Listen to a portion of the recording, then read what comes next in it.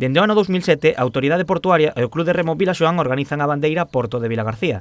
Este domingo, a partir das 11, terá lugar a 13ª edición desta regata. A presidenta do Porto agradeceu o traballo do Club de Remo para que este evento sexa un éxito e mostrouse contenta de seguir colaborando. Nosotros, por nuestra parte, estamos encantados de mantener un año más nuestra colaboración con esta prueba, ya que favorecer la práctica y el desarrollo de actividades náutico-deportivas en nuestro entorno es un compromiso para esta autoridad portuaria.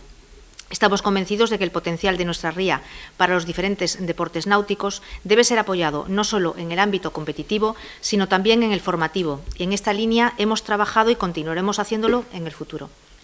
Dende o Concello tamén quixeron resaltar o labor que o Club de Vilaxoán está a facer, especialmente nas categorías base.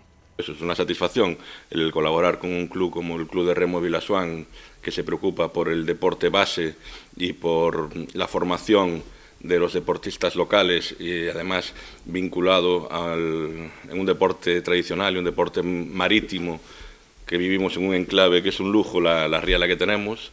O Club de Remo Vilaxoán espera superar o seu maior dato de participación reunindo a máis de 107 bateis, o que serían máis de 500 padexeiros.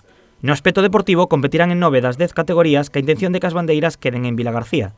O presidente do club tamén falou das aspiracións dos seus deportistas para o campeonato galego que terá lugar o próximo 20 de abril. No buscamos tanto la calidad, pero sí la cantidad. Nos gusta la cantidad porque todo el mundo se sienta competitivo. ¿Dónde tenemos las mayores opciones? Pues yo creo que tanto en infantiles de hombres y mujeres como en juveniles. Son los 4 barcos que hasta el día de hoy pues demostraron que pueden estar ahí. Objetivo, meter más de 4.